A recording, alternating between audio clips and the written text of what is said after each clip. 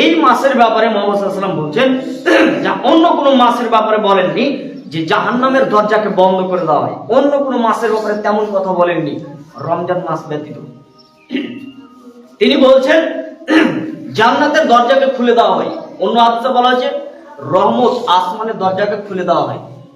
তাহলে বোঝা যাচ্ছে রমজান মাসটা তাহলে অত্যন্ত গুরুত্বপূর্ণ একটি মাস। আর এরপরে আরেকটা হাদিস আপনাকে দেখাই, রাসূল সাল্লাল্লাহু আলাইহি সাল্লাম বলেন ইউনাদিউ মুনাদিন কুল্লা লাইলাতিন, প্রত্যেক রাত্রে একজন ফেরেশতা, প্রত্যেক রাত্রে একজন ফেরেশতা মানুষদেরকে আহ্বান করে, ডাকে, ইয়া বাগিয়াল খাইর আকবিল, এ সৎকর্ম অনুসন্ধানকারীরা তোমরা এগিয়ে এসো। এক, আবার বলে ইয়া বাগিয়াশ শার আকসির, হে অসৎ অনুসন্ধানকারীরা তোমরা এবার থেমে যাও। দুই ধরনের কথা বলে, তারপরে বলা হচ্ছে ওয়াল্লাহু ওয়ালিল্লাহি মুতাকাউ মিনান নার, এই রাত্রিতে আল্লাহ, এই মাসে আল্লাহ অনেক মানুষকে জাহান্নামের আগুন থেকে পরিত্রাণ দিয়ে থাকে। প্রত্যেক রাত্রের কথা বলা হয়েছে যে ফেরেশতা একদম নেমে আসে এবং মানুষদেরকে দুই ধরনের কথা বলে, যারা নেকির কাজ করতে চাচ্ছ, যারা ভালো কাজ করতে চাচ্ছ তোমরা এগিয়ে এসো, তোমাদের জন্য রহমতের মাস চলেছে, মানে নেকি লুটে লাও এই মাসে। আর বলা হয় যারা অসৎ কর্ম যারা খুঁজছো, যারা খারাপ কাজ খুঁজছো, আরে তোমরা থেমে যাও, অন্তত এই মাসটা তোমরা থামো, রহমতের মাস হচ্ছে এই মাসে, তোমরা নিজের তওবা করার জন্য তোমরা এই মাস পেয়েছো, এসো।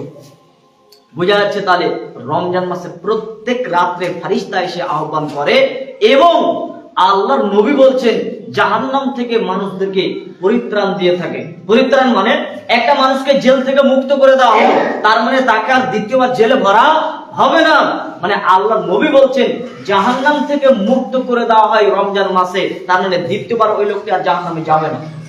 একমাত্র একটি মাস যার নাম হচ্ছে রমজান মাস। এরপরে চলুন সিয়াম, রোজা যে ব্যক্তি পালন করবে এর ফের আবার আলাদা ফজিলত রয়েছে। এতক্ষণ তো আপনাদেরকে বললাম যে সিয়াম রমজান মাসের ফজিলত, এবার ফজিলত হচ্ছে কি যে ব্যক্তি সিয়াম পালন করবে এর আবার কি ফজিলত রয়েছে দেখেন। রাসূল সাল্লাল্লাহু আলাইহি ওয়াসাল্লাম বলেন সালাসাতুন দাওয়াতুন মুস্তাজাবা, তিন শ্রেণীর দোয়া কবুল হয়, তিন শ্রেণীর দোয়া আল্লাহর কাছে কবুল হয়। তার এক দাওয়াতুস সাইম, সিয়াম পালনকারী ব্যক্তি, দাওয়াতুল মাজলুম, মাজলুম ব্যক্তি, আর একটা হচ্ছে দাওয়াতুল মুসাফির, মুসাফির ব্যক্তি। তিন শ্রেণীর দোয়া কবুল হয়। তার এক হচ্ছে দাওয়াতুস সাইম, যে ব্যক্তি রোজা রাখলো, সিয়াম পালন করেছে, এর দোয়া আল্লাহর দরবারে কবুল হয়। সাধারণ দিনে যা দোয়া কবুল হয়, এই হাদিস দ্বারা বোঝা যাচ্ছে যে রমজান মাসে, বিশেষ করে রমজান মাসে একজন মুসলিমের যে সিয়াম অবস্থায় আল্লাহর কাছে দোয়া করবে তার দোয়া বেশি কবুল হয়, এই হাদিসটি প্রমাণ করে। এটা নয় যে খাদ্যকে সামনে নিয়ে ইফতারে আমরা বসে গেছি, এখন আমাদের সামনে খাবার আছে, এই খাবারটিকে সামনে রেখে এখন দোয়া কবুল হয়, এই কথাটি আমাদের ধারণাটা ভুল। তবে এই কথা ঠিক যে রমজান মাস যখন আসে, যখন ইফতারি হয়, তখন আল্লাহ ফেরেশতাদেরকে বলে যে দেখো তোমরা যে বলছিলা যে মানুষকে সৃষ্টি করতে হবে না, এই আদম সন্তান এই মানুষকে সৃষ্টি করতে হবে না আপনাদের ইবাদতের জন্য, আমরা ফেরেশতারাই যথেষ্ট। তখন আল্লাহ তখন ফেরেশতাদেরকে বলে এই যে দেখো দেখো দেখো খাবার সামনে আছে, এখনো তারা ইফতার করে না, সূর্য ডুবেনি, তাই দেখো দেখো দেখো আমাকে কত তারা মানে যে এখনো পর্যন্ত তারা ইফতার করেনি, আমাকে কত ভালোবাসে। হ্যাঁ, কারণ শয়তানরা সেখানে একটু লজ্জিত হয়। এই কথা এই নয় যে ইফতার করার সময়তেই দোয়া করলে দোয়া কবুল হয়, এই কথা নাই। আপনি রোজা অবস্থায় যে কোনো সময় আপনি দোয়া করেন, দোয়া কবুল হয়। আপনি ইফতারের সময়তে আপনি দোয়া করেন, সমস্যা নেই, তবে এটা নিয়ত করিয়েন না যে ইফতারের সময়তেই দোয়া কবুল হয়। সব সময় দোয়া কবুল হয়, যখন ইচ্ছা তখন আপনি দোয়া কবুল হয়। যেহেতু মুহাম্মদ সাল্লাল্লাহু আলাইহি ওয়াসাল্লাম বলছেন দাওয়াতুস সাইম, সিয়াম রোজাদার ব্যক্তির দোয়া কবুল হয়। এই রোজাদারের ব্যক্তির ব্যাপারে আরো কথা বলা হয়েছে। রাসূল সাল্লাল্লাহু আলাইহি ওয়াসাল্লাম বলেন, আবু হুরায়রা রাদিয়াল্লাহু তাআলা আনহু তিনি বলেন মান সামা রমাদানা ঈমানা ওয়া ইহতিসাবান গুফিরা লাহু মা তাকাদ্দামা মিন যামবি, যে ব্যক্তি নেকির উদ্দেশ্যে ঈমানের সাথে, নেকির উদ্দেশ্যে ঈমানের সাথে রমজান মাসের সিয়াম পালন করলো, গুফিরা লাহু মা তাকাদ্দামা মিন যামবি, তার পূর্বের গুনাহ সমূহকে maaf করে দেওয়া হয়। ওমান কামা ঈমানা ওয়া ইহতিসাবান গুফিরা লাহু মা তাকাদ্দামা মিন যামবি, যে ব্যক্তি 5 ওয়াক্ত সালাত পড়লো তার সাথে তারাবির সালাত পড়লো, এখানে তারাবির সালাতকে ইঙ্গিত করা হয়েছে। যে ব্যক্তি 5 ওয়াক্ত সালাত পড়লো এবং তারাবির সালাত পড়লো, গফিরা লাহু মা তাকাদ্দামা মিন যামবি, তাহলে তার পূর্বের সমস্ত গুনাহ, পূর্বের তার সমস্ত গুনাহ ক্ষমা করে দেওয়া হয়, বড় গুনাহ ব্যতীত। ওমান কামা লাইলাতুল কদরি ঈমানা ওয়া ইহতিসাবান গুফিরা লাহু মা তাকাদ্দামা মিন যামবি। যেই লোকটি লাইলাতুল কদরের রাত জাগলো ঈমানের সাথে এবং নেকির উদ্দেশ্যে, ঈমানের সাথে নেকির উদ্দেশ্যে লাইলাতুল কদর রাত জাগলো, তাহলে তার পূর্বের গুনাহকে ক্ষমা করে দেওয়া হয়। এবার আপনার কাছে প্রশ্ন হচ্ছে যে তাহলে কি সব ধরনের গুনাহ? সব ধরনের গুনাহ নয়। বড় গুনার জন্য তওবা করা জরুরি, তওবা করতেই হবে। যেহেতু আরেকটি হাদিসে পাওয়া যায়, আবু হুরায়রা রাদিয়াল্লাহু তাআলা আনহু বলেন, তিনি বলেন, as-সালাওয়াতুল খামস, 5 ওয়াক্তের ফরজ সালাত, ওয়াল জুমাতু ইলাল জুমা, এক জুমা থেকে আরেক জুমা, ওয়া রমাদানু ইলা রমাদান, এক রমজান থেকে আরেক রমজান, মুকাফফারাতু মা বাইনাহুন্না, এর মাঝে যতগুলো পাপ থাকবে সব আল্লাহ ক্ষমা করে দেবেন। ইদা উজতানাবাল কাবায়ের, যদি মানুষটি বড় পাপ থেকে বেঁচে থাকে। শেষের দিকে যে আল্লাহ নবী বাক্যটা বললেন, ইদা উজতানাবাল কাবায়ের, যদি মানুষেরা বড় পাপ থেকে বেঁচে থাকে তাহলে তার গুনাহ সব ক্ষমা করে দেওয়া হবে। তাহলে বোঝা যাচ্ছে যে বড় পাপের জন্য তার তওবা জরুরি। এবার আপনার দ্বারাতে অনেক বড় পাপ হয়েছে, জেনা হয়েছে, সুদ হয়েছে, বিভিন্ন ধরনের মার্ডার হয়েছে, আপনার যাবতীয় অনেক ধরনের আপনার পাপ হয়েছে ধরে নিলাম। মুহাম্মদ সাল্লাল্লাহু আলাইহি ওয়াসাল্লাম বলছেন, রমজান মাস আসলে সিয়াম, যে ব্যক্তি রোজা পালন করবে এই ব্যক্তির দোয়া কবুল হয়। তাহলে আপনি পেলেন রমজান মাসে, এবার আপনি সিয়াম অবস্থায় রয়েছেন, এবার এই মাসে আপনি আপনার গুনাহকে আপনি ক্ষমা করে নেন। এটা একটা এক্সট্রা অফার যে আপনি এই মাস পেয়েছেন, আপনি আপনার গুনাহকে আল্লাহর কাছে ক্ষমা করে নিতে পারবেন। তাহলে ঈমানের সাথে কেউ যদি রমজান মাসের সিয়াম পালন করে তাহলে তার পূর্বের গুনাহকে ক্ষমা করে দেওয়া হবে। ঈমান এবং আমালের উদ্দেশ্যে, ঈমানের সাথে এবং নেকির উদ্দেশ্যে কেউ যদি 5 ওয়াক্তের সালাতের সাথে যদি তারাবির সালাত আদায় করে তাহলে তার পূর্বের গুনাহকে ক্ষমা করে দেওয়া হবে। ঈমানের সাথে এবং নেকির উদ্দেশ্যে কেউ যদি লাইলাতুল কদরের রাতটি যদি কেউ জাগে তাহলে তার পূর্বের গুনাহকে ক্ষমা করে দেওয়া হবে। এবার প্রশ্ন হচ্ছে, মাঝে একটি কথা, এখন বর্তমানে যে যুবকেরা নামাজ ধরেছে, এই যুবকদের পরীক্ষা স্বরূপ আজকে একটা খবর নিলাম নাকি, আরে ইউটিউব চালু করতে যাবেন তো সেখানে আইপিএল এর অ্যাড চলে আসছে। একটা কোরআন আপনি তেলাওয়াত করবেন, কোরআন তেলাওয়াত করতে মানে অ্যাপটা খুলেছি, সেখানে আবার আইপিএল এর অ্যাড। একেবারে ফিতনার মধ্যে আমরা সবাই ডুবে গেছি। যে জায়গাতে যাবেন, যেখানেই দেখছে মোবাইলে একটা ভালো একটা বক্তব্য শুনতে যাচ্ছি, সেখানে ওই অ্যাড চলে আসছে আইপিএল। আজকে আইপিএল শুরু হতে যাচ্ছে, আর যে কয়জন নতুন মুসল্লি যে যুবকেরা ধরেছে তাদেরকে কিন্তু ছাকা হয়ে যাবে আজকে। ছাকা হবে কিভাবে? আগো চা ছাকে না, ছাকনাতে চা ছাকে, তা যেটা তরল নির্যাস, যেটি তরল পদার্থ মাল যেটা আমরা খাই, এই তরলটা নিচে পড়বে, আর যেটা আমি আপনি খাবো না সেটা উপরে ভেসে থাকবে। সেটা কি করা যায়?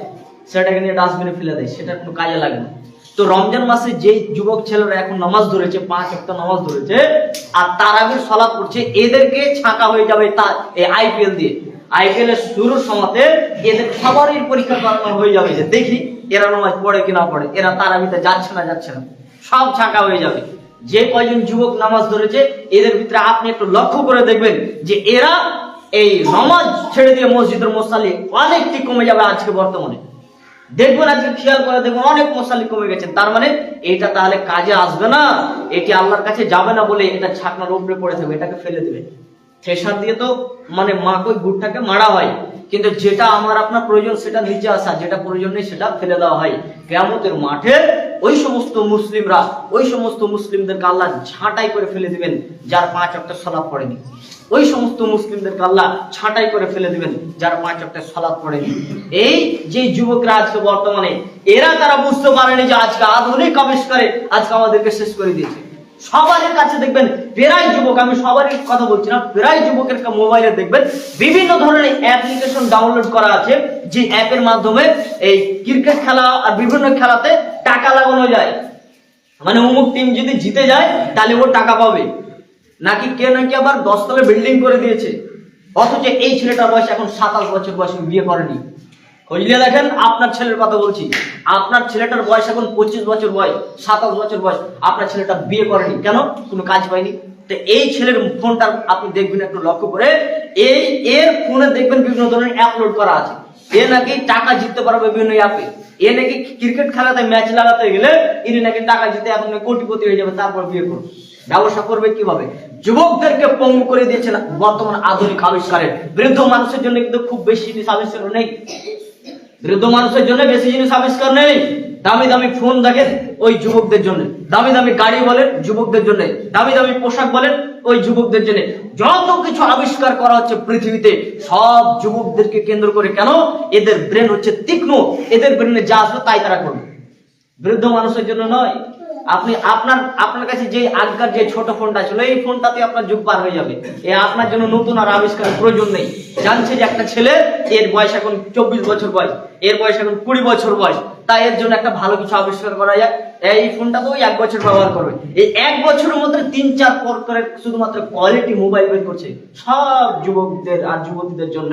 বর্তমানে আজকে যুবকদেরকে পঙ্গু করে দিয়েছেন এই বর্তমানে যে আইপিএল এবং বর্তমানে যে এই জুয়া এই মোবাইলের মধ্যে দিয়েছেন, এইগুলোতে আজকে যুবকরা ধ্বংসের দিকে চলে গেছেন। তাই ইমানের আজকে পরীক্ষা হয়ে যাবে, ইমানের পরীক্ষা হয়ে যাবে যে রমজান মাসে আইপিএল চলছে, দেখি কোন ছেলেটা নামাজ পড়ছে আর কোন ছেলেটা নামাজ ছেড়েছে। আজকে ফাইসালা হয়ে যাবে।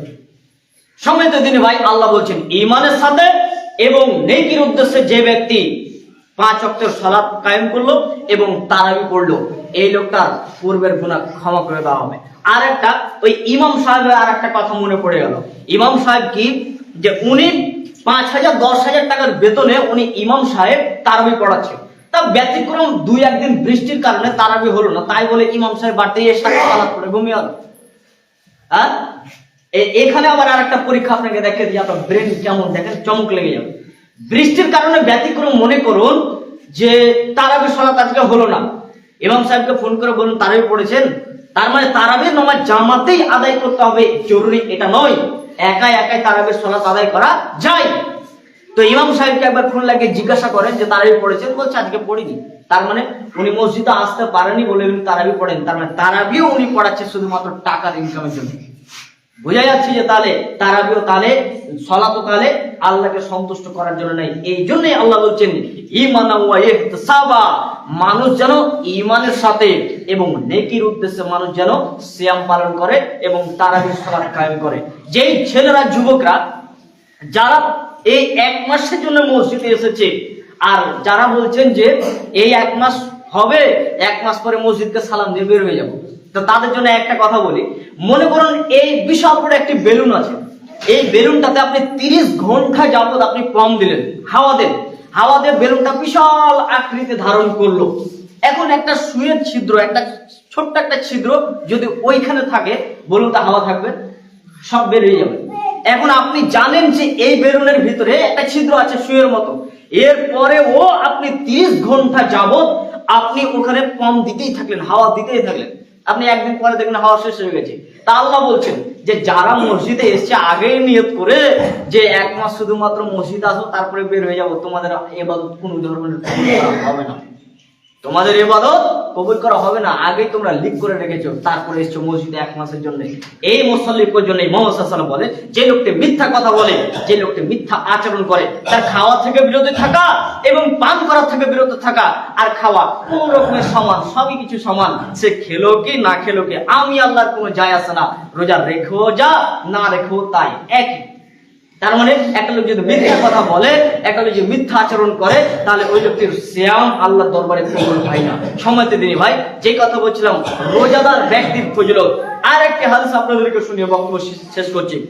আবু হুরায়রা রাদিয়াল্লাহু তাআলা আনহু তিনি বলেন রাসূল সাল্লাল্লাহু আলাইহি ওয়াসাল্লাম বলছেন যে কুল্লু আমাল ইবনে আদম লাহু আজ্জা ওয়া জাল্লা, কুল্লু আমাল ইবনে আদম, আদমের যতগুলি সন্তান আছে, আদমের যতগুলি সন্তান আছে প্রত্যেকটি আমল তাদের নিজের একটি স্বার্থ থাকে, প্রত্যেকটি আমল তাদের নিজের একটি স্বার্থ থাকে, তবে ইল্লা সিয়াম, তবে রোজা নয়। ফাইন্নাহু লি ওয়া আনা আজজি বিহি, সিয়াম যখন তারা রাখে তখন তারা আমার জন্যই রাখে, সিয়াম যখন তারা রাখে তখন আমার জন্যই তারা রাখে এবং এর প্রতিদান আমি আল্লাহ তাকেই দিব। আল্লাহ এর প্রতিদান আল্লাহ নিজেই দিবেন। এরপরে জরুরি একটি গুরুত্বপূর্ণ কথা, আরেকটি হাদিস যায়েদ ইবনে খালিদ রাদিয়াল্লাহু তাআলা আনহু বর্ণিত, তিনি বলেন রাসূল সাল্লাল্লাহু আলাইহি সাল্লাম বলেছেন যেই ব্যক্তি কোনো ব্যক্তিকে ইফতার করালো অথবা যেই ব্যক্তি গাজীকে তার সামগ্রিক জিনিস দান করলো, গাজী বলতে যে যুদ্ধের ময়দানে গিয়েছেন এবং সেখানে শহীদ না হয়ে সেখান থেকে ফিরে এসেছেন, এই ব্যক্তিকে যদি যুদ্ধের সামগ্রিক জিনিস যদি তাকে দান করে, তাহলে এই লোকটি যুদ্ধ করে যা নেকি পেল, এই সামগ্রিক জিনিস দান করে তাই নেকি পেল, তবে তার নেকিকে কেটে নেওয়া হবে না। একটি ব্যক্তিকে যদি ইফতার করায়, কোনো ব্যক্তিকে যদি ইফতার করায়, তাহলে এই লোকটি সারাদিন ইফতার করে যা নেকি পেল, যে লোকটা ইফতার করালো তাকে সমপরিমাণ নেকি দেওয়া হবে, তবে তার নেকি কেটে দেওয়া হবে না। তবে আমাদের বর্তমান সমাজে একটি কুপ্রথা রয়েছে, একজন মানুষ মারা গেছে, মৃত মা বাবার নামে, মৃত ভাইয়ের নামে ইফতারি করা হয়। এই মর্মে এরকম কোনো ভিত্তিহীন কথা, এটা ঠিক নয়। অতএব আপনারা নিয়ত করবেন যে আমি নেকির উদ্দেশ্যে একজন মানুষকে ইফতার করাচ্ছি। আপনি নেকির উদ্দেশ্যে ইফতার করাবেন, মৃত ব্যক্তির নামে ইফতার হবে না। প্রথম কথা হচ্ছে নামেই তো কোনো জিনিস হবে না, একমাত্র আল্লাহর নামে হবে। দান হবে আল্লাহর নামে, ইফতার হবে আল্লাহর নামে, কুরবানি হবে আল্লাহর নামে, পশু জবাই হবে আল্লাহর নামে, যাবতীয় আমল হবে আল্লাহর নামে। পক্ষটা হবে শুধুমাত্র আমার আর আপনার। আপনার মা মারা গেছেন, আপনি বলছেন 500 টাকা আমি দান করব আমার মায়ের নামে, এই কথা ভুল। আমি 500 টাকা দান করব আমার মায়ের পক্ষ থেকে আল্লাহর নামে। নামটা কার হবে? আল্লাহ। তাহলে আমার মায়ের পক্ষ থেকে আমি 500 টাকা দান করছি মসজিদে। তাহলে আপনি যখন রোজা ইফতার করাবেন তখন আপনার প্রথম উদ্দেশ্য থাকতে হবে যে আমি এই ইফতারটা করাচ্ছি যাতে করে গরিব গরবরা, ফকির মিসকিনরা বা সাধারণ মানুষকে আমি ইফতার করাচ্ছি নেকির আশায়, যাতে করে আমি নেকি পাই। এই উদ্দেশ্যে যখন আপনি ইফতার করাবেন তা আপনার মা বাবাও নেকি পাবে আপনার কাছ থেকে। যেহেতু রাসূল সাল্লাল্লাহু আলাইহি ওয়াসাল্লাম বলছেন, কেউ যদি ভালো সন্তান পৃথিবীতে করে থাকে, কেউ যদি ভালো সন্তান পৃথিবীতে রেখে যায়, আর এই সন্তান যদি মা বাবার জন্য দোয়া করে, এই সন্তান যদি ভালো আমল করে, তাহলে তার মাও কিন্তু 1% নেকি পেয়ে যায়, যেহেতু তার মাই তাকে আদব শিক্ষা দিয়ে এই ছেলেকে বড় করেছে। আপনি ভালো আমল করলেই তো আপনার মা 1% আপনার মা পাবে, আপনার মা বাবা পাবে। তাহলে আপনি কেন উদ্দেশ্য করতে যাচ্ছেন মৃত্যু ব্যক্তির নামে? মৃত্যুর ব্যক্তির নামে কোনো প্রকার খাওয়া দাওয়া যাবে না। আল্লাহর কাছে শেষে এতটুকু দোয়া করি, আল্লাহ যেন আমাদেরকে এই রমজান মাসটি যেন পুরো রমজান মাস যেন সিয়াম পালন করা এবং আমাদেরকে ঈমান আমান রাখা এবং সঠিক আমল করার তৌফিক দান করেন। আল্লাহুম্মা আমিন। আল্লাহুম্মা সাল্লি আলা মুহাম্মাদ ওয়া আলা আলি মুহাম্মাদ কামা সাল্লাইতা